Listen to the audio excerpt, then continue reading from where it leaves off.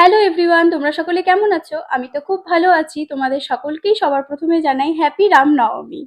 আচ্ছা, চলো আজকে সকালবেলায় ঘুম থেকে উঠেই মাকে সঙ্গে পেয়েই আমি মাকে বলছিলাম, মা চলো সামনে একটা পুজো হচ্ছে রাম ঠাকুরের, দুজন মিলে স্নান করে গিয়ে পুজো দিয়ে আসি। তবে মাকে বলা মাত্রই মা বলে চল চল যাই।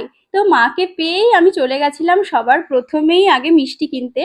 মিষ্টি কিনে নিয়েছিলাম। মিষ্টি কিনতে কিনতে উল্টো দিকেই দেখি একটা রাম ঠাকুরের পুজো হচ্ছে।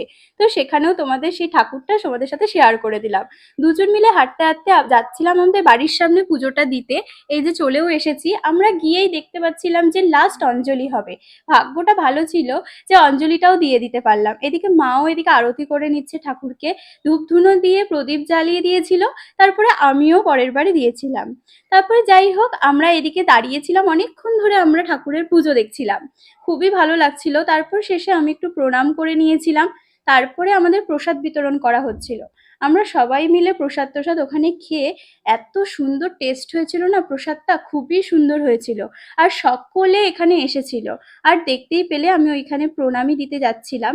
তারপরেই দেখো এই যে প্রসাদ বিতরণ করা হচ্ছিল, সকলেই প্রসাদ নিতে এসেছিল। আর এখানে পুজো শেষ তাও 12:30 একটার মধ্যেই হয়ে গেছিল।